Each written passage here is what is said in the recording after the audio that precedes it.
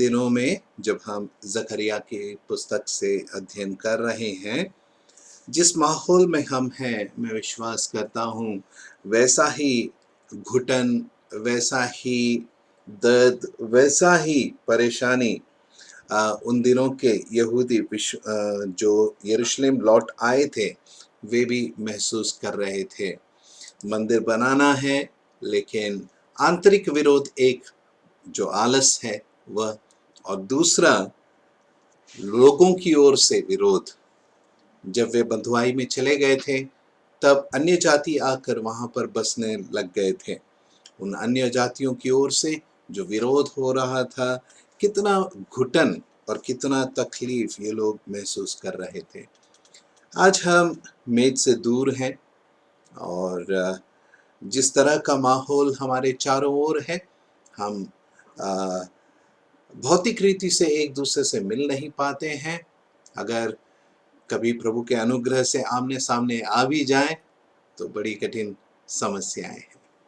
प्रियो, ऐसे समय में जकरिया का पुस्तक सचमुच में हमें ढाढ़स देता है, क्योंकि जकरिया की पुस्तक में इस्राएलियों को यही बताया गया कि अपने भूतकाल या वर्तमान की ओर मत देखो, लेकिन अपने भविष्य की ओर देखो। वह सुनहरा भविष्य देखो जिसकी ओर परमेश्वर तुम्हें ले जा रहा है। और उस सुंदर भविष्य को हम इन दिनों में इस पुस्तक से देख रहे हैं। पुराने नियम में कलीसिया का जिक्र नहीं है। पुराने नियम में कलीसिया के विषय में हम पढ़ते नहीं हैं। यही कारण है कई बार वचनों के बीच में एक अंतर आ जाता है। एक वचन होगा जो हमें वर्तमान या भूतकाल के विषय में होगा, और उसके बाद तुरंत एक वचन होगा जो भविष्य में चले जाता है। बीच का यह युग हमें दिखता नहीं है। इसीलिए इन पुराने नियम के वचनों को पढ़ते समय यदि हम ध्यान पूर्वक पढ़ें तब हमें समझ में आता है कि कलीसिया जो आदि से परमेश्वर के हृदय में गुप्त था, एक रहस्य था, उसे हम पुराने नियम में नहीं देखते हैं, लेकिन नए नियम में वह स्पष्ट रीति से उसका प्रकटीकरण होता है। और यही कारण है कि जब मैं अपने आप को कलीसिया में देखता हूँ, इस वर्तमान युग में अपने आप को जीवित देखता हूँ, तो बहुत ही धन्य समझता हूँ। मैं अपने आप को धन्य क्यों समझता हूँ? क्योंकि परमेश्वर ने जो अपने हृदय में गुप्त रखा था उसे कलीसिया के द्वारा इस जगत में प्रकट कर रहा है। इफिसियों को लिखी गई पत्रिका के 3 अध्याय में हम इन विषयों को पढ़ते हैं। और परमेश्वर के मन के गुप्त बातों को जब परमेश्वर कलीसिया के द्वारा प्रकट कर रहा है, परमेश्वर की उपस्थिति में रहने वाले स्वर्गदूत जो सदा परमेश्वर का मुंह ताकते रहते हैं, परमेश्वर की ओर देखते रहते हैं, परमेश्वर की आराधना करते रहते हैं, वे पृथ्वी पर कलीसिया की ओर बड़े उत्सुकता के साथ देखते रहते हैं, ताकि वे भी सीख सकें कि परमेश्वर के मन में क्या रहस्य था। मेरे प्रिय भाई, मेरे प्रिय बहन, आप जानते कितनी बड़ी जिम्मेदारी आज विश्वासियों के जीवन में है। एक छोटा सा उदाहरण बताकर मैं जल्द आगे बढ़ना चाहूंगा। आइए मेरे साथ करिन्थियों को लिखी गई पहली पत्रिका के पास जाएं। करिन्थियों को लिखी गई पौलुस की पहली पत्री, उसका 11वां अध्याय और उसका 10वां वचन पढ़ेंगे। इसीलिए, मेरा आवाज आ रहा है सर? जी ब्रदर। इसीलिए स्वर्गदूतों के कारण स्त्री को उचित है कि अधिकार अपने सिर पर रखे। आप देख रहे हैं यहाँ पर, स्वर्गदूतों के कारण स्त्री को उचित है कि अधिकार अपने सिर पर रखें। अब कई लोग इसका अपरिपक्वता के कारण बहुत गलत अर्थ निकालते हैं। वे इसे सीधे उत्पत्ति में उस भाग से जोड़ते हैं जहां परमेश्वर के जो मनुष्य के पुत्र और जो उस भाग है जो स्वर्गदूत वो मानते हैं कि स्वर्गदूत आकर मनुष्यों के पुत्रियों के साथ उन्होंने शारीरिक संबंध रखा। परमेश्वर के पुत्रों ने संसार में मनुष्य के पुत्रियों के साथ शारीरिक संबंध रखा। इस तरह से वे समझते हैं कि वे स्वर्गदूत हैं। उस सच्चाई में हम बाद में जाएंगे फिर कभी, लेकिन जो सच्चाई हम यहाँ पर देखते हैं कि स्वर्गदूतों के कारण स्त्री को उचित है। क्यों स्वर्गदूतों के कारण स्त्री को उचित है कि सिर पर अधिकार रखे? यदि हम स्पष्ट रीति से पहले वचन से देखते आए तब हमें संदर्भ समझेगा। अगर हम सिर्फ इस वचन को पढ़ेंगे तो हमारा दिमाग उस भ्रष्टता की ओर जाएगा। पहले वचन से जब हम पढ़ते हैं, हम यहाँ पर कलीसिया में प्रभु परमेश्वर पिता के साथ का संबंध, इन बातों को हम देख रहे हैं। हम देखते हैं कि हर एक स्त्री का सिर कौन है? पुरुष। पुरुष का सिर कौन है? मसीह। मसीह का सिर कौन है? परमेश्वर। इन बातों को हम तीसरे वचन में देखते हैं। जब स्त्री अपने सिर को अधिकार से ढकती है तब वह अपने पति की महिमा नहीं कर रही, लेकिन अपने प्रभु परमेश्वर की महिमा कर रही है, क्योंकि स्त्री का सिर पुरुष है। तो स्त्री यदि अपने सिर को न ढके, उसका अर्थ यह है कि वो अपने पुरुष की महिमा कर रही है, अपने पुरुष को दिखा रही है। लेकिन जब वह अपने सिर को ढकती है तब वह पुरुष की महिमा नहीं कर रही है, अपने पति की महिमा नहीं कर रही, लेकिन वह प्रभु की महिमा कर रही है, परमेश्वर की महिमा कर रही है।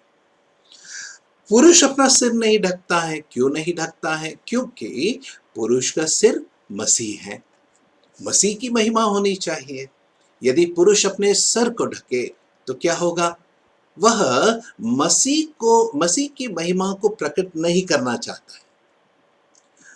अब इस संदर्भ के साथ जब हम 10वें वचन में आते हैं, प्रियो, सचमुच में मैं विश्वास करता हूं कि स्वर्गदूत कई बार मन में सोचते होंगे, हम तो आज्ञाकारी हैं, परमेश्वर के सामने खड़े रहते हैं, और यहां देखो मनुष्यों को, ये मनुष्य जो जन्म से पापी हैं, क्योंकि एक मनुष्य के पाप करने के द्वारा मृत्यु जगत में आई और मृत्यु सब मनुष्यों में फैल गई, क्योंकि सबने पाप किया।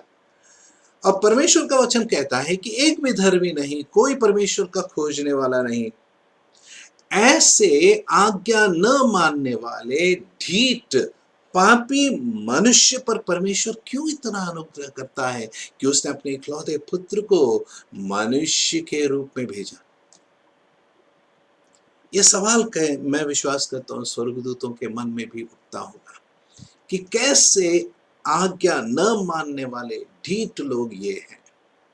लेकिन वे स्वर्गदूत जब कलीसिया की ओर देखते हैं, कलीसिया में बहनों को अपने सिर पर अधिकार रखे हुए देखते हैं, वे परमेश्वर की महिमा करते हैं, कहते हैं, परमेश्वर सचमुच तू जीवित परमेश्वर है, पवित्र पवित्र पवित्र तू ही है, क्योंकि एक आज्ञा न मानने वाले मन को आज्ञाकारी मन में परिवर्तित करने वाला तू ही है।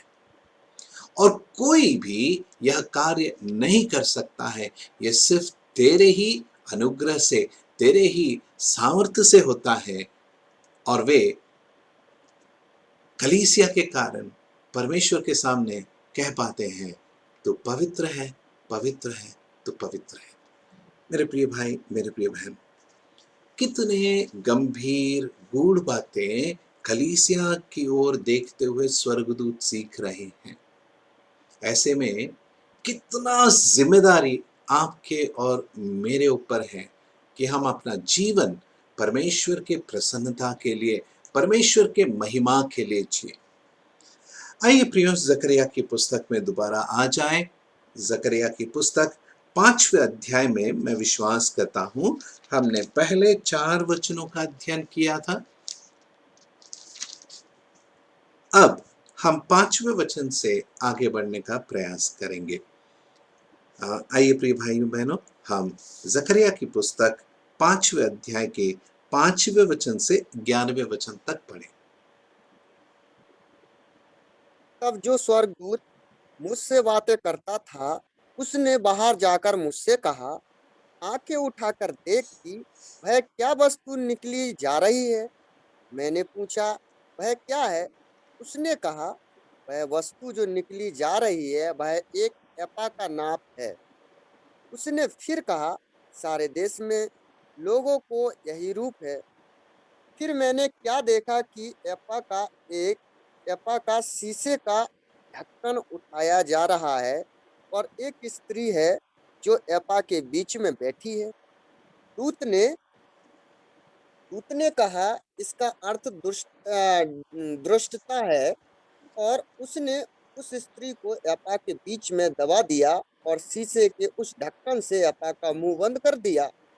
तब मैंने आंखें उठाई तो क्या देखा कि 2 स्त्रियां चली जाती हैं, जिनके पंख पवन में फैले हुए हैं और उनके पंख लग लग कैसे हैं, और वे अपा को आकाश और पृथ्वी के बीच में उड़ाए लिए जा रही हैं। तब मैंने उस स्वर्गदूत से जो मुझसे बातें करता था पूछा, वे अपा को कहाँ लिए जाती हैं? उसने कहा, शिनार देश में लिए जाती हैं कि वहाँ उसके लिए एक भवन बनाए, और जब वह तैयार किया जाए तब वह अपा वहाँ अपने ही पाए पर खड़ा किया जाएगा। पढ़े गए इस भाग पर परमेश्वर की बहुतायत की आशीष हो। प्रियो, आज सुबह के समय में जब हम इस भाग में से मनन कर रहे हैं, हम देख रहे हैं कि स्वर्गदूत ने जकरिया को बाहर जाकर कहा। यह स्वप्न में ही है, और स्वप्न में इसके पहले हम देख रहे हैं किस तरह से उस स्वप्न में स्वर्गदूत जकरिया जहां है उसे सारी बातें दिखा रहा है। लेकिन अब यहाँ पर स्वर्गदूत उसे घर के बाहर लाया है। घर के अंदर और घर के बाहर दोनों अलग परिस्थितियां होती हैं। यहाँ हम जब तक घर के अंदर हैं विश्वास कर सकते हैं कि इस्राएल देश के विषय में हम अध्ययन कर रहे थे। अब घर के बाहर अर्थात इस्राएल के बाहर जो परमेश्वर की योजना है उसके विषय में भी हमें यहाँ पर एक संदेश मिल रहा है। उस स्वर्गदूत ने जो जकरिया से बातें कर रहा था, उसने जब कहा कि अपनी आंखें उठाकर देख, और देख कि क्या देखता है, तो जकरिया ने जो देखा तो उसे समझ में नहीं आया, इसलिए वो पूछ उठा, ये क्या है? प्रियो, सचमुच में पवित्र शास्त्र में कई बातें हमारे समझ में नहीं आती हैं, हमारे समझ के परे हैं। अच्छा है कि हम प्रभु के चरणों के पास बैठें, परमेश्वर से मांगे, बुद्धि मांगे, ज्ञान मांगे, ताकि हम परमेश्वर के वचनों को समझ सकें। जब हम 6वें वचन में आते हैं, यहाँ पर अब स्वर्गदूत उससे कहता है, वह वस्तु जो निकली जा रही है, अर्थात एक वस्तु है जो निकली जा रही है। मतलब कहां से निकली जा रही है? पहले स्वप्न से लेकर अब तक जब हम आ रहे थे तो हमने देखा किस तरह से इस्राएल तितर बितर था, और परमेश्वर का पुत्र प्रभु यीशु मसीह उनके बीच में था। हमने देखा यरूशलेम का पुनः स्थापना हुआ। हमने देखा कि इस्राएलियों को उनके याजकत के पद में दोबारा स्थापित किया गया, और हमने यह भी देखा कि किस तरह से उन्हें वे अधिकार मिला और उन्हें वह परमेश्वर के आत्मा के सहायता से इस संसार में गवाह बनने के लिए खड़ा किया गया। इसके बाद हमने यह भी देखा कि किस तरह से परमेश्वर उनके बीच में से सारी बुराइयों को निकाल रहा है। झूठ बोलने वाले और झूठी शपथ खाने वाले और जो चोरी करते हैं, अर्थात परमेश्वर के विरुद्ध अपराध करने वाले और मनुष्यों के विरुद्ध अपराध करने वाले, उन सभी को परमेश्वर हटा रहा है। यह सब इस्राएल के अंदर हो रहा था। अब हमारी दृष्टि वहां से बाहर निकल रही है, और जैसे यहां पर एक वस्तु है जो वहां से निकली जा रही है, अर्थात इस्राएल में से उस वस्तु को निकाल दिया जा रहा है। और जब इस्राएल में से उस वस्तु को निकाल दिया जा रहा है, हम यहां देखते हैं कि वह एक एपा का नाप है। एपा एक बहुत बड़ी टोकरी होती है जिसमें नाप लिया जाता है, और टोकरियों में उन दिनों में नाप लिया जाता था। कुछ छोटी टोकरियां होती, कुछ बड़ी टोकरियां होती। तो नाप के लिए जो सबसे बड़ी टोकरी है उसे एपा कहा जाता है। उस एपा को यहां पर दिखाया गया, और वह एपा अब इस्राएल से निकाल दिया जा रहा है। और यदि हम आखिरी वचनों में पढ़ें, जैसे 10 और 11 में जो पूछा गया कि वह एपा कहाँ ले जा रहे हैं, तो हम पढ़ते हैं शिनार देश में। अर्थात अब उस एपा को, उस सबसे बड़े नाप को इस्राएल से निकालकर शिनार देश में ले जा रहे हैं। अभी इस एपा में क्या है, जब हम आगे पढ़ते हैं, हम देखते हैं 7वें वचन में, फिर मैंने क्या देखा कि एपा के शीशे का ढक्कन उठाया जा रहा है, और एक स्त्री है जो एपा के बीच बैठी है। एक स्त्री है जो एपा के बीच बैठी है। 8वें वचन में हम पढ़ते हैं, दूत ने कहा, इसका अर्थ दुष्टता है। सबसे बड़ा नाप हमने देखा। उस नाप के बीचों बीच हम किसे देखते हैं? एक स्त्री को देखते हैं। उस स्त्री का अर्थ क्या है? दुष्टता। इन बातों को हमें बड़े ध्यानपूर्वक समझना चाहिए। एपा जो सबसे बड़ा नाप है, उसका अर्थ संपूर्ण पृथ्वी, संपूर्ण मनुष्य जाति। उसके बीच में क्या है? एक स्त्री है। स्त्री पुराने नियम में हो या नए नियम में हो, जब दृष्टांतों में या चित्रीकरण किया जाता है, तो स्त्री हमेशा एक व्यवस्था को दर्शाती है, एक सिस्टम को दर्शाती है। और यहां पर जिस व्यवस्था को या जिस विषय को यह स्त्री दर्शा रही है, वो है दुष्टता। मेरे प्रिय भाई, मेरे प्रिय बहन, आइए हम प्रकाशित वाक्य 2 अध्याय के 20वें वचन में जाएं। प्रकाशित वाक्य 2 अध्याय 20वां वचन।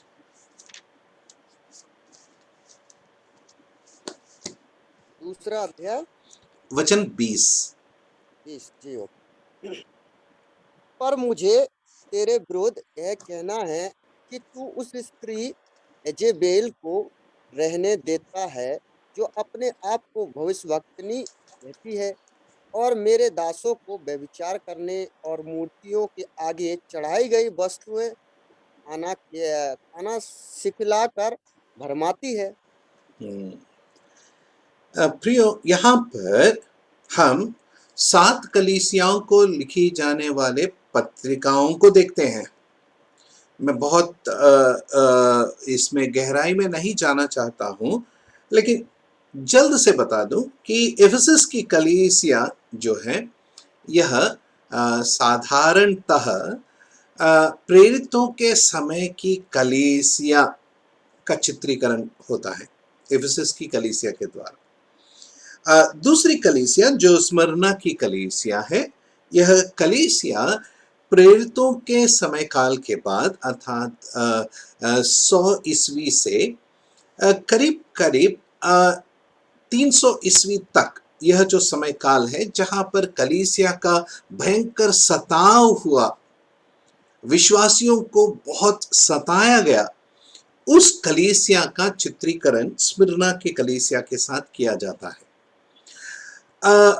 तीसरी कलीसिया जो पेरगमन की कलीसिया है, यह 300 ईस्वी से आगे की कलीसिया, जिसमें जो बाहरी बातें हैं, संसारिक बातें हैं, जिन्हें हम पेगनिज्म कहते हैं, अंग्रेजी में पेगनिज्म कहते हैं, समाज की विचारधाराओं को लाकर मसीहत में मिला दिया गया।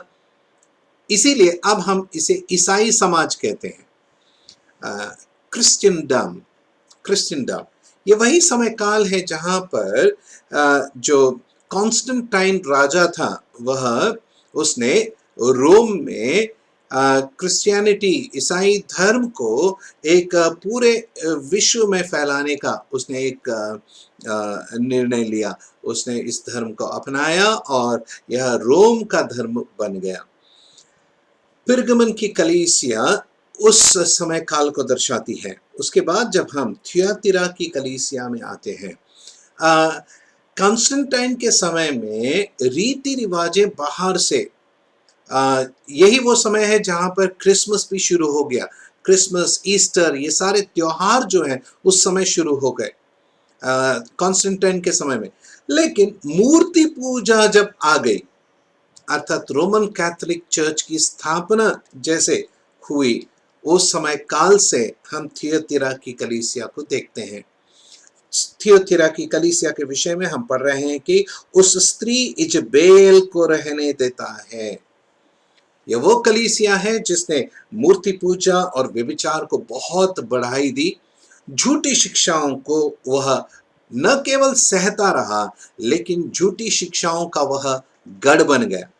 इसी तरह से आगे जब हम जाते हैं, तब सरदीस की कलीसिया की ओर जब हम आते हैं, सरदीस की कलीसिया यह वह कलीसिया है जो उन झूठी शिक्षाओं को छोड़कर दोबारा जो कहते हैं सत्य की ओर फिरने का वह समय आया, जिसे अंग्रेजी में रिफॉर्मेशन कहते हैं। रिफॉर्मेशन मार्टिन लूथर किंग उस समय काल से हम देख सकते हैं। उसके बाद फिलाडेल्फिया की कलीसिया को देखते हैं। ये रिवाइवल है, ये रिवाइवल, पुनः जागरण। इसमें आत्मिक जागरण हुआ। कई विश्वासी मुख्यतः जैसे वॉचमैन नी जो है, उन्होंने अपने पुस्तक या एक पुस्तक है द मिडनाइट क्राई, उसमें जिक्र किया गया है कि वॉचमैन नी ने इस कलीसिया का तुलना ब्रदरन मंडलियों के साथ किया है। फिलाडेल्फिया की कलीसिया जो रिवाइव्ड चर्चेस हैं। इसके बाद आखिरी में लौदीकिया की कलीसिया को देखते हैं जो गुनगुना है। मेरे प्रिय भाई, मेरे प्रिय बहन, थियातिरा की कलीसिया में जो व्यवस्था हम देखते हैं, कौन सी व्यवस्था? एक स्त्री का उपस्थित रहना। स्त्री अर्थात वहां दुष्टता, और इस दुष्टता के जो दो स्वरूप हैं वो है मूर्ति पूजा और व्यभिचार। जहां मूर्ति पूजा है वहां व्यभिचार है, जहां व्यभिचार है वहां मूर्ति पूजा है। ये बहुत गंभीर सत्य है। इसीलिए हम पुराने नियम में बार बार देखते हैं कि परमेश्वर मूर्ति पूजा और व्यभिचार को सहता नहीं है, और यही सिद्धांत हम नए नियम में देखते हैं कि मूर्ति पूजा और व्यभिचार कलीसिया में भी नहीं सहा जाता है। प्रियो, यहाँ जिस स्त्री को हम देखते हैं वह एक व्यवस्था है। जकरिया की पुस्तक इसके 5वें अध्याय में जो स्त्री उस एपा में बैठी है वह व्यभिचार, वह एक दुष्टता है। संसार में मनुष्य के पाप के कारण जो दुष्टता वहां पर उस स्त्री को दर्शा रहा है वह हम देखते हैं। अब यहाँ पर 8वें वचन में हम देखते हैं, और उसने उस स्त्री को एपा के बीच दबा दिया। उसने अर्थात स्वर्गदूत ने, अर्थात ईश्वरीय प्रभाव से उस एपा पर ढक्कन लगाया जा रहा है। ईश्वरीय कार्य के द्वारा उस एपा पर ढक्कन लगाया जा रहा है, अर्थात उस दुष्टता को सीमित किया जा रहा है। ये कैसे संभव है? ये ईश्वरीय कार्य से ही संभव है। मेरे प्रिय भाई, मेरे प्रिय बहन, मैं विश्वास करता हूं कि यह संदर्भ जो है यह पवित्र आत्मा के कार्य को दर्शाता है। और फिर जब हम आगे बढ़ते हैं तब देखते हैं कि जैसे ढक्कन बंद किया जा रहा है, तुरंत हम दो स्त्रियों को उस एपा को उठाकर बाहर जाते हुए देखते हैं। दुष्टता को बंद करके रखना यह पसंद नहीं है, इसीलिए उसे आजादी मिले, तुरंत दो स्त्रियां क्या कर रही हैं, वो उसे उठाकर हवा में उड़कर जा रही हैं। उन्हें पंख लगे हैं, उनके पंख हैं और वे उड़कर जा रही हैं। और कैसे पंख है? लग-लग। लग-लग यदि आपको समझ में ना आए तो ये बगुला जो होता है, पानी में एक टांग पर खड़ा होकर जो मछली पकड़ता है, उसका एक जाति है। उसी तरह का एक पक्षी है जो बड़ी लंबी लंबी उड़ान भरता है। यह समय के अनुसार एक देश से दूसरे देश जाते हुए पूरे वर्ष में पृथ्वी का एक चक्कर काटते रहता है। और ऐसा यह लग-लग पक्षी की तरह के पंख लेकर ये दो स्त्रियां उस एपा को उठाकर उड़ चली हैं। कहाँ को उड़ चली हैं? वे शिनार देश को उड़ चली हैं। क्यों उड़ चली हैं? ताकि शिनार देश में जाने के बाद वहां उस दुष्टता के लिए एक भवन बनाया जाए। 11वें वचन में देखिए, उस दुष्टता के लिए, उस स्त्री के लिए एक भवन बनाया जाए, और जब वह तैयार हो जाए तब वह एपा वहां अपने ही पाए पर खड़ा किया जाएगा। प्रिय भाइयों और बहनों, यह कहां लिए जा रहा है, क्या हो रहा है, इसे हमें बहुत गंभीरता के साथ समझना है। कलीसिया में जब हम दुष्टता को अलग करने का प्रयास करते हैं, तब जो गड़बड़ियां, जो विरोध कलीसिया और कलीसिया के नेतृत्व को उठाना पड़ता है, ये एक बहुत गंभीर सत्य है। प्रियो, जितना शैतान मंडली कलीसिया के बाहर काम करता है, उससे भयंकर ज्यादा वह विश्वासियों के मन में काम करता है। विश्वासियों के बीच में फूट डालना, विश्वासियों के बीच में ईर्ष्या डालना, विश्वासियों के बीच में मूर्ति पूजा तो नहीं लाएगा, लेकिन व्यभिचार का भी वो सहारा लेता है ताकि कलीसिया में वह फूट डाल सके, कलीसिया को वह विभाजित कर सके। कलीसिया जब ऐसे विषयों में कड़क एक निर्णय लेता है, तो जिस तरह का दुख कलीसिया को उठाना पड़ता है, हम सभी जानते हैं। प्रियो, यहाँ पर जिन बातों को हम देख रहे हैं, अब धीरे धीरे मैं आपको समझाने का प्रयास करता हूं। हम यहाँ पर दो स्त्रियों को देख रहे हैं। ये दो स्त्रियां, मैं विश्वास करता हूं, व्यभिचार और मूर्ति पूजा के चित्र हैं, जो इस बुराई को उठाकर इस्राएल से लेकर दूर जा रहे हैं। क्यों? वहां पर उसका ढक्कन बंद किया जा रहा है। इसके पहले ही हमने देखा कि वहां पर एक पत्र है, एक लिखा हुआ पत्र है जो उड़ रहा है, जिसके कारण अब वहां पर बुराई टिक नहीं सकता, दुष्टता टिक नहीं सकता, क्योंकि जो कोई परमेश्वर के विरुद्ध अपराध पाप करता है और जो कोई मनुष्य के विरुद्ध पाप और अपराध करता है, उन्हें तुरंत दंड दिया जा रहा है, वे तुरंत नष्ट हो रहे हैं। मतलब क्या? बुराई को दबाया जा रहा है, दुष्टता को बंद किया जा रहा है, और इसे देखकर उसे जिंदा रखने के लिए, उसके प्रभाव को दिखाने के लिए ये दो स्त्रियां तुरंत उस एपा को उठाकर शिनार देश निकल गई। मेरे प्रिय भाई, मेरे प्रिय बहन, शिनार देश एक बहुत गंभीर स्थान है। शिनार, इसका हम जो विवरण या इसका जो हम सबसे पहले जो हम इसके बारे में पढ़ते हैं, आइए मेरे साथ उत्पत्ति 10वें अध्याय के 10वें वचन को पढ़कर देखें। उत्पत्ति 10वां अध्याय और 10वें वचन में 10 का 10। जी, उसके राज का आरंभ शिनार देश में बेबीलोन, एरेक, अक्कद और कलने से हुआ। यहाँ पर हम शिनार देश में बेबीलोन पढ़ रहे हैं और यह देश क्या है? किसी राज्य का आरंभ है। यहां से एक राज्य आरंभ हो रहा है। किसका राज्य आरंभ हो रहा है? ऊपर के पदों को पढ़ें तो 8वें वचन में हम निम्रोद का नाम पढ़ते हैं। निम्रोद का राज्य जहां से प्रारंभ हो रहा है वो है शिनार देश और विशेषता बबलोन। यह निम्रोद के विषय में हम 9वें वचन में पढ़ते हैं। एक कहावत चल पड़ी है। कौन सी कहावत? निम्रोद के समान यहोवा की दृष्टि में पराक्रमी शिकार खेलने वाला। यहोवा के सामने यह कैसा है? पराक्रमी शिकार खेलने वाला। यह नाम किसे मिला? निम्रोद को। इसका अर्थ क्या है?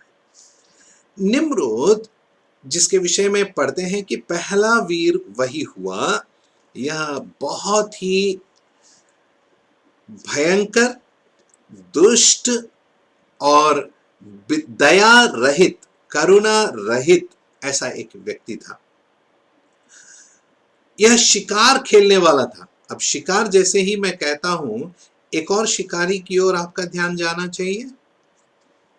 2 भाई थे, एक शिकार किया करता था, एक तंबुओं में रहा करता था। शिकार करने वाला अपने पिता को बहुत प्रसन्न करता था क्योंकि वह शिकार लाकर अपने पिताजी को पकाकर खिलाया करता था। तंबू में रहने वाले को उसकी मां बहुत प्यार करती थी, लाडला था, है ना?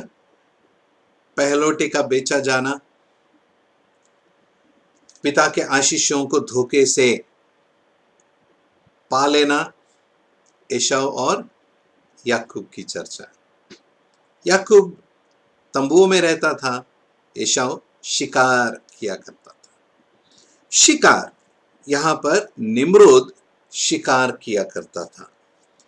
हम जो यहां पर शिकार खेलने वाला, ध्यान दीजिए, शिकार खेलने वाला इस शब्द को हम पढ़ते हैं, इसका एक बहुत गंभीर अर्थ है। यह उसके आजीवन के लिए या उसके जीवन के लिए जरूरत नहीं था, लेकिन यह उसके मनोरंजन के लिए था। शिकार करना उसके जरूरत के लिए नहीं था, लेकिन यह उसके मनोरंजन के लिए था। पहली बात। दूसरी बात, यहां पर जिस शिकार की बात हम कर रहे हैं, यह जानवरों का शिकार नहीं है, यह मनुष्यों का शिकार है।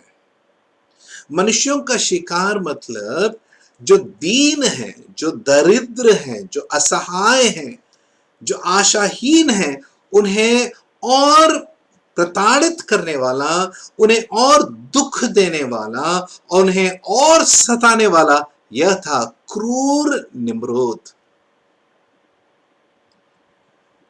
मेरे प्रिय भाई, मेरे प्रिय बहन, ऐसे क्रूर राजा निम्रोद का राज्य का सरहद कहां से शुरू होता है?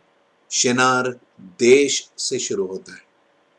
सारी बुराइयों का गढ़, सारी बुराइयों का जन्म स्थान शिनार देश पाया जाता है। अब जब मैं कहता हूं सारी बुराइयां, इसका अर्थ मैं थोड़ा सा समझाना चाहता हूं। ये शिनार देश किस ओर है? जब हम आगे पढ़ते हैं, आइए मेरे साथ 11वें अध्याय में आइए। उत्पत्ति 11वें अध्याय में दूसरे वचन को पढ़िए। उस समय लोग पूर्व की ओर चलते चलते शिनार देश में एक मैदान पाकर उसमें बस गए। हाँ, पूर्व की ओर। यह पूर्व की ओर जब हम पढ़ते हैं, ये एक दिशा को दर्शाता है। ये एक दिशा की ओर हमारी नजर फेरता है। जब अदन की वाटिका से परमेश्वर ने आदम और हवा को निकाला, तो वे किस तरफ निकले? पूर्व की ओर। ये एक दिशा है। यदि आप तंबू में प्रवेश करें तो कहां से प्रवेश करते हैं? पूर्व से पश्चिम की ओर प्रवेश करते हैं। जब भी हम मनुष्य के जीवन में यहां पर विशेष रीति से उत्पत्ति में मनुष्य जब जब परमेश्वर से दूर गया, हम इस पद को देखते हैं कि वे पूर्व की ओर गए।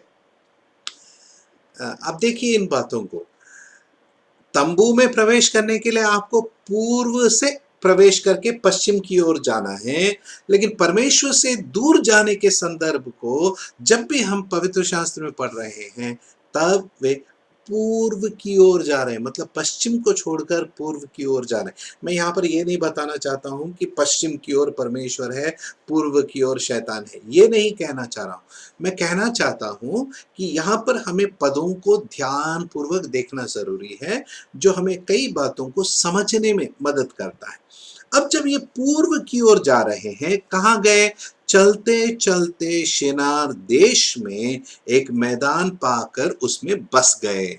शिनार देश में आए और वे अब वहां पर आकर बस गए। कहाँ? शिनार देश। अब इस शिनार देश में क्या हुआ, इस घटना को हम अच्छी तरह जानते हैं। इस घटना के बारे में दोबारा बताने की जरूरत भी नहीं है। हम देखते हैं कि यहाँ पर लोगों ने गुम्मट बनाना शुरू कर दिया और वे सभी एक ही भाषा बोला करते थे। और जब वे गुम्मट बनाने लग गए, तब जैसे जैसे ये गुम्मट बनता चला गया, परमेश्वर ने आकर उनके बीच में भाषा की गड़बड़ी पैदा कर दी। अब भाषा की गड़बड़ी का मतलब मैं ये समझता हूं कि वे बोल वही भाषा रहे थे,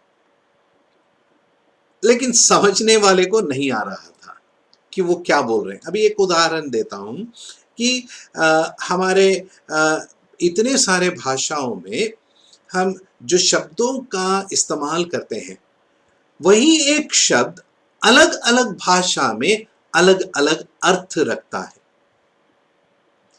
एक ही शब्द होगा, उसी शब्द का अलग अलग भाषा में अलग अलग अर्थ होगा। हिंदी में पाल का अर्थ क्या है?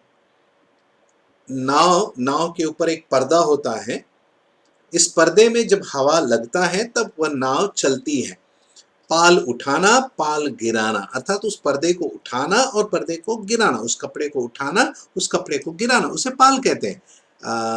मेरे ख्याल से मलयालम भाषा में पाल का अलग अर्थ होगा।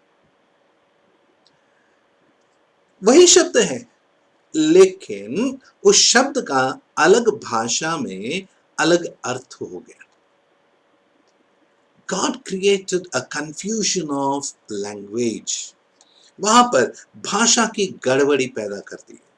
अब थोड़े समय के लिए, समय ज्यादा न लेंगे, लेकिन थोड़े समय के लिए ऐसा क्यों किया परमेश्वर ने, उसे हम देखने का प्रयास करें। सबसे पहली बात, मनुष्य जो कर रहा था वह क्या कर रहा था? मनुष्य परमेश्वर पर निर्भरता को छोड़कर स्वयं निर्भर, आत्मनिर्भर, आज के भाषा में, आज के भारत में आत्मनिर्भर पर जितना जोर दिया जा रहा है, उस विषय पर उस समय के लोग ज्यादा ध्यान दे रहे थे।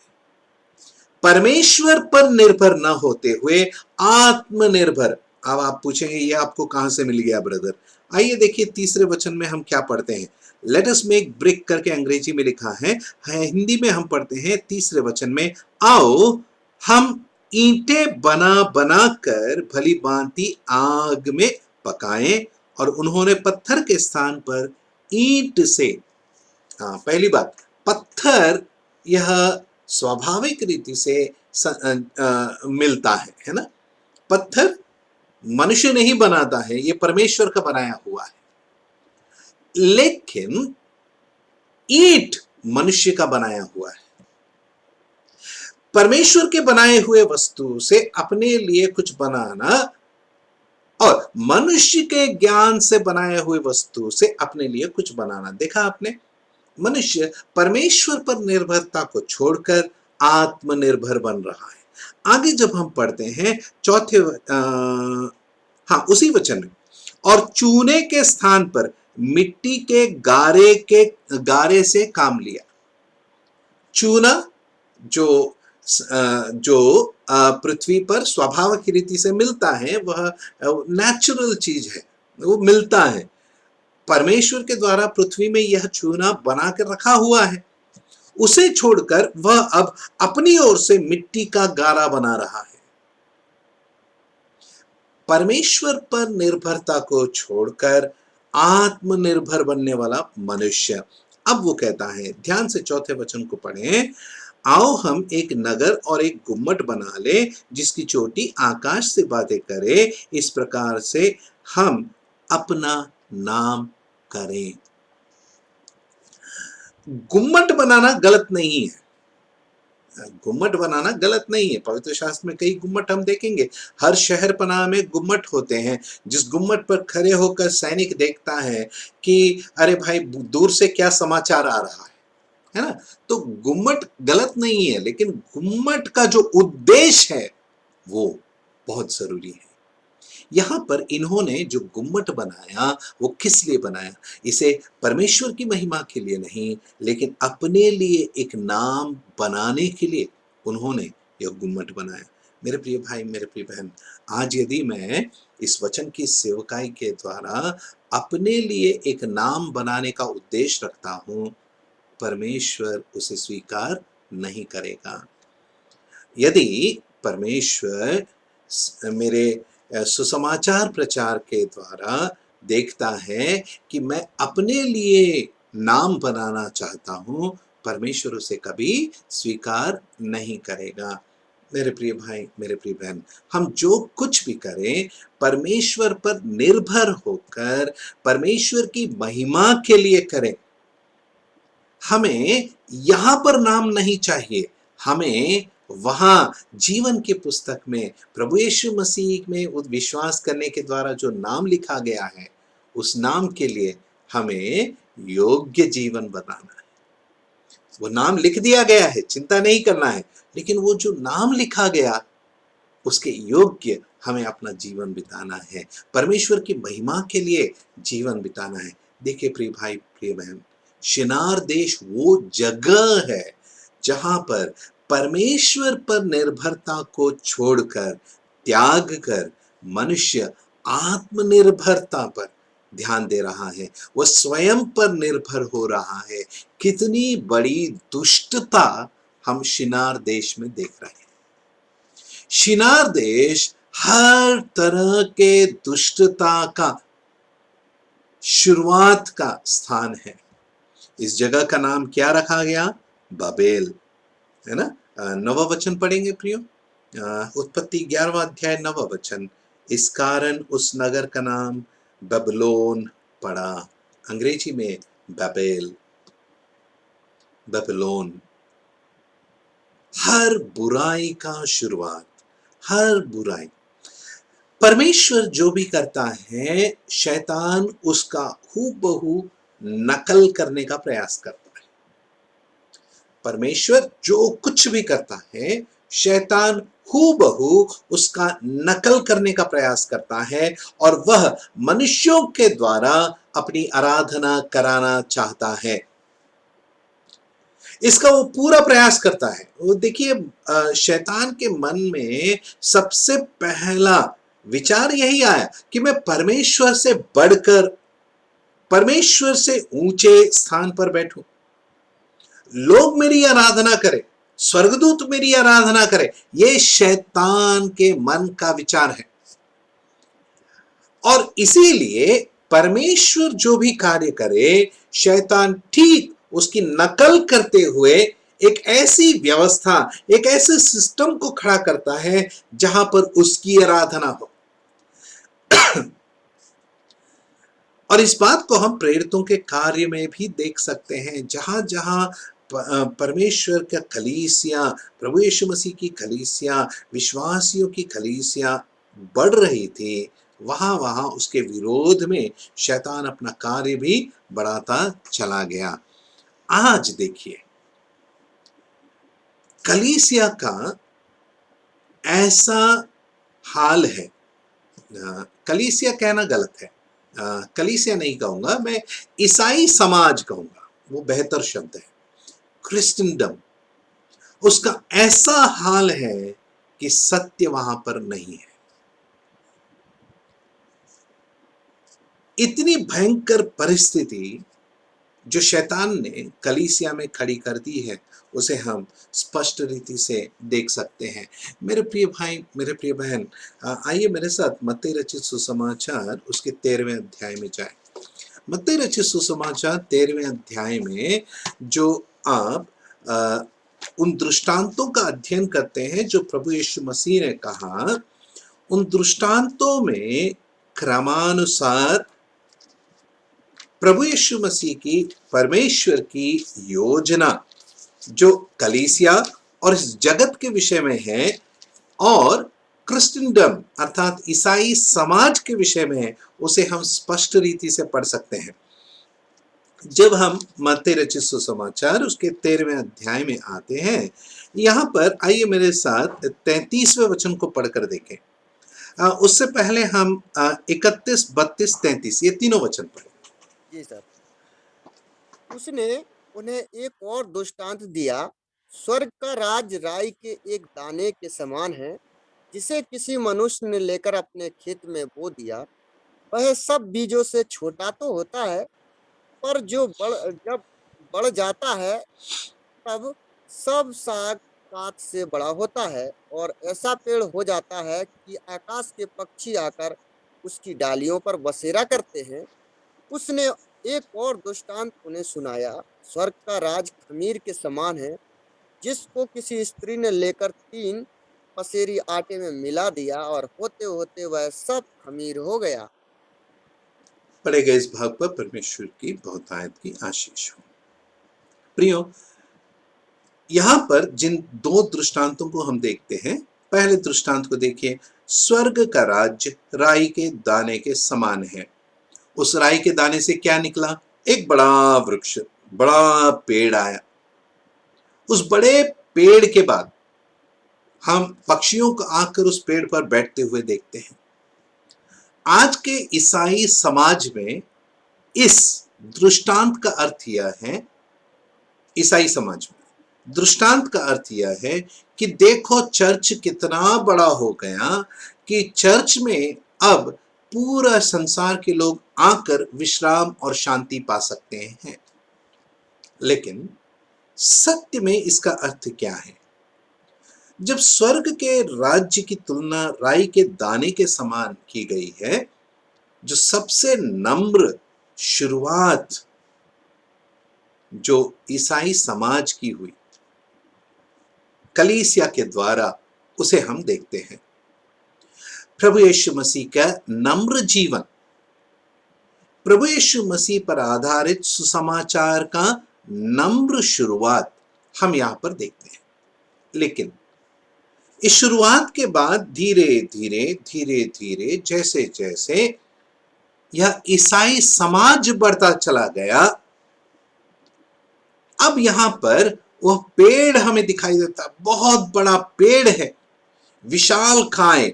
अब वह नम्रता हमें यहां नहीं दिख रहा है। एक विशाल खाए वृक्ष दिख रहा है जिस पर आकाश के पक्षी आकर उसके डालियों पर बसेरा करते हैं। पहले दृष्टांत में प्रभु यीशु मसीह ने आकाश के पक्षियों की तुलना दुष्ट के साथ की है, शैतान के साथ की है। प्रभु यीशु मसीह ने कहा कि मार्ग के किनारे जो बीज गिर जाते हैं, बीज अर्थात उस दृष्टांत में सुसमाचार के वचन या राज्य के वचन, शैतान अर्थात दुष्ट आकर उन वचनों को या उन बीज को उठाकर लेकर चला जाता है। मेरे प्रिय भाई, मेरे प्रिय बहन, यहां पक्षी भी वही हैं। ईसाई समाज में शैतान का कैसा बसेरा है, उसे हम इस दृष्टांत में देखते हैं। आगे जब हम 23वें वचन में आते हैं, यहां पर एक स्त्री को देखते हैं और स्त्री ने 3 पसेरी आटा में क्या मिला दिया है? खमीर मिला दिया है। अब इसका अर्थ आज का ईसाई समाज में यह लिया जाता है कि संसार यह 3 पसेरी आटा है और जो ईसाई समाज है वह खमीर के समान इसमें मिला दिया गया। छोटा सा नम्र शुरुआत, थोड़ा सा उसमें मिलाया, अब पूरा संसार जो है वह ईसाई धर्म, आज पृथ्वी पर सबसे बड़ा धर्म कौन सा है? ईसाई धर्म है। ये उसकी तुलना इस तरह करते हैं, लेकिन सत्य यह है खमीर का कभी भी भलाई के साथ तुलना नहीं हुआ है। खमीर हमेशा पाप के साथ ही खमीर की तुलना हुई है। यहां पर 3 पसेरी आटा में जो खमीर मिलाया गया, अर्थात जो यहां पर झूठ, पाप मिलाया गया, ईसाई समाज में जो पाप आज हम देखते हैं, परमेश्वर से दूर हटकर, वचन से दूर हटकर मूर्ति पूजा में अगर हैं रोमन कैथोलिक चर्चेस, और बाकी जो अपने आप को हम रोमन कैथोलिक नहीं हैं, हम मूर्ति पूजा नहीं करते हैं, उनके विषय में कहें तो वे क्या कर रहे हैं? मूर्ति पूजा नहीं कर रहे हैं। वे रीति रिवाजों में लौलीन होकर प्रार्थना पढ़ने के लिए भी नोटबुक उठाकर उसमें लिखी हुई प्रार्थना को पढ़ते हैं, है ना? तो रीति रिवाजों का जो चलन अब हो रहा है वो क्या दर्शाता है? व्यभिचार दर्शाता है। मूर्ति पूजा, व्यभिचार ईसाई समाज में आ बैठा है। आप और मैं ईसाई समाज में नहीं है ना, हम विश्वासी हैं, हम विश्वासी हैं। गुजरात में जब सेवा के लिए गया था, वहां पे ईसाइयों को विश्वासी कहा जाता है। एक गांव गया था मैं, और उस गांव में जब मैं एक भाई के साथ, हमारे बहुत प्रिय भाई है एंथनी जेवियर, उनके साथ गया था, तो हम जब सेवा के लिए किसी गांव जा रहे थे, मार्ग में हमने किसी को पूछा, उन्होंने पूछा, यहाँ पे गुजराती में पूछा, यहाँ पे विश्वासी है क्या? मैं बोला, ब्रदर उसको विश्वासी मतलब समझेगा क्या? हमको तो पूछना चाहिए यहाँ पे क्रिश्चियंस है क्या? बोले नहीं नहीं नहीं, यहाँ पे क्रिश्चियंस को विश्वासी बोलते हैं करके उन्होंने बताया। खैर, हम विश्वासी हैं, हम धर्म नहीं मानते हैं, हम एक मार्ग पर चल रहे हैं। वह मार्ग जो प्रभु यीशु मसीह ने हमें दिखाया है, मार्ग, सत्य और जीवन, वह मार्ग पर हम चल रहे हैं। हम जिस मार्ग पर चल रहे हैं वह कठिन मार्ग है, क्योंकि जिस द्वार से हमने प्रवेश किया, सकेत व फाटक है। सकेत व फाटक है, कठिन व मार्ग है जिस पर आप और मैं चल रहे हैं। हम धर्म नहीं, हम मार्ग पर चल रहे हैं। मेरे प्रिय भाई, मेरे प्रिय बहन, इस मार्ग के विरुद्ध शैतान ने एक धर्म खड़ा किया है। ईसाई समाज को शैतान ने खड़ा किया है। शैतान हमेशा परमेश्वर के कार्य के विरुद्ध एक उसके तुलना में झूठ को खड़ा करता है। हमने पहले भी इसके विषय में पढ़ा है मेरे ख्याल से, फिर भी हम एक बार जल्दी से देख लेते हैं। आइए पहले राजा 12वें अध्याय में आए। पहला राजा 12वां अध्याय, पहला राजा 12वां अध्याय 25 वचन से लेकर 33 वचन तक आप आराम से घर पर पढ़ें। यहाँ पर हम देखते हैं कि इस्राएल के जो 12 गोत्रों का एक राष्ट्र था, उसका विभाजन हुआ है। उत्तर के 10 गोत्र और दक्षिण में 2 गोत्र। उत्तर के 10 गोत्रों को इस्राएल कहा गया, जिसका जो राजधानी है समरिया है, और दक्षिण के 2 गोत्र जिन्हें यहूदा का प्रांत कहा गया या यहूदा कहा गया, जिसकी राजधानी यरूशलेम है।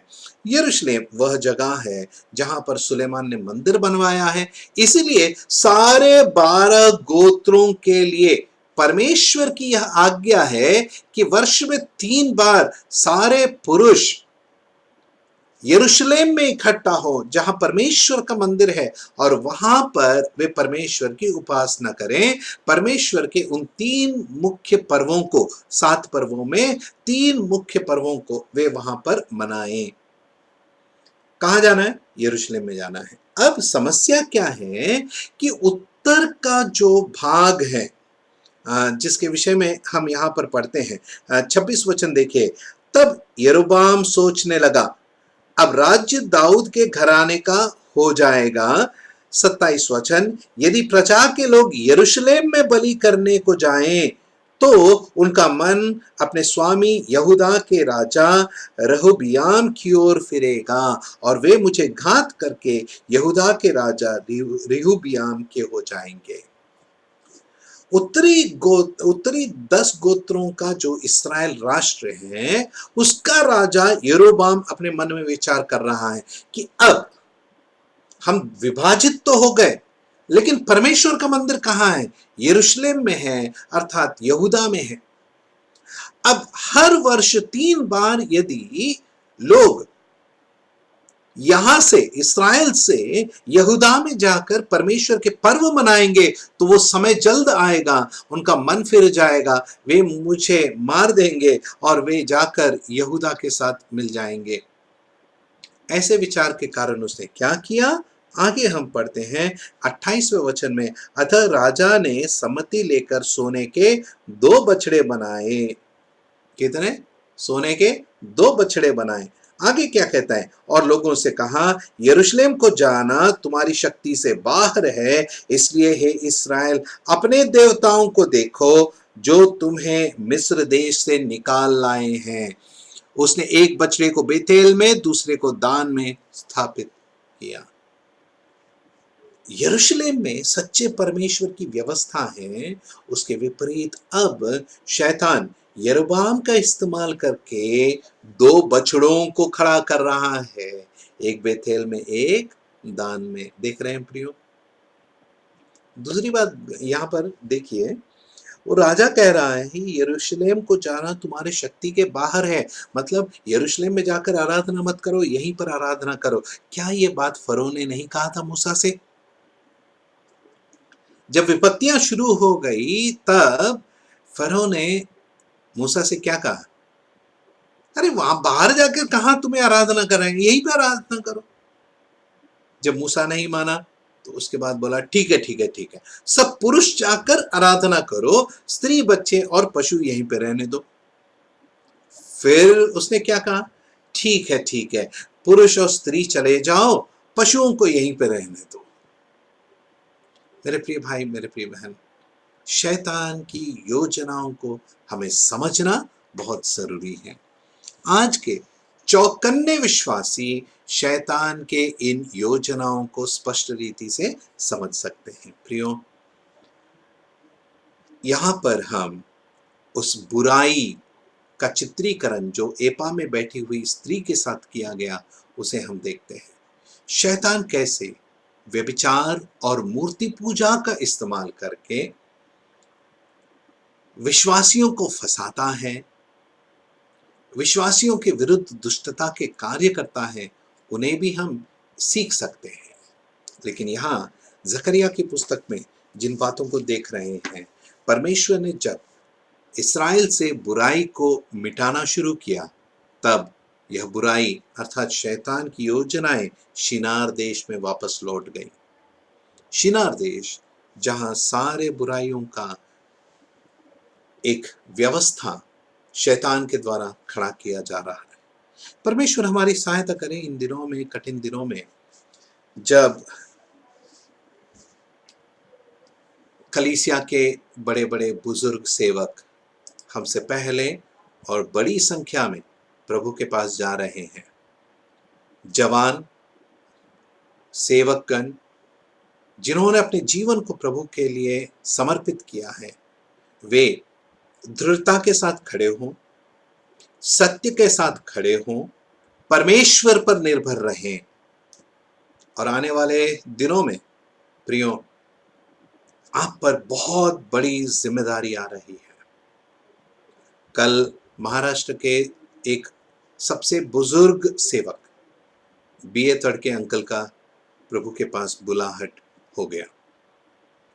उसके पहले ब्रदर बार्नी, जिन्हें बड़े प्यार से ब्रदर बार्नी कहते हैं, ब्रदर बार्नबस सुंदरराजन, एक बुजुर्ग, एक अच्छे एल्डर और प्रभु के सेवक, उनका वे भी प्रभु के पास महिमा में चले गए। इन दिनों में हम कई प्रभु के दास, सीनियर और प्रभावशाली दासों को प्रभु के बुलाहट के कारण महिमा में जाते हुए देख रहे हैं। इसका अर्थ यह है कि जवानों जो सेवकाई में आए हो, वचन के सत्यता में अपने आप को दृढ़ करो, एक अच्छी नींव बनाओ, ताकि आने वाले जो बुरे समय हैं, जहां पर कलीसिया का बहुत बड़ा सताव होने वाला है, ऐसे समय में विश्वासियों को तुम दृढ़ कर सको और विश्वासियों को सिद्ध कर सको और कईयों के प्राण आप बचा सको।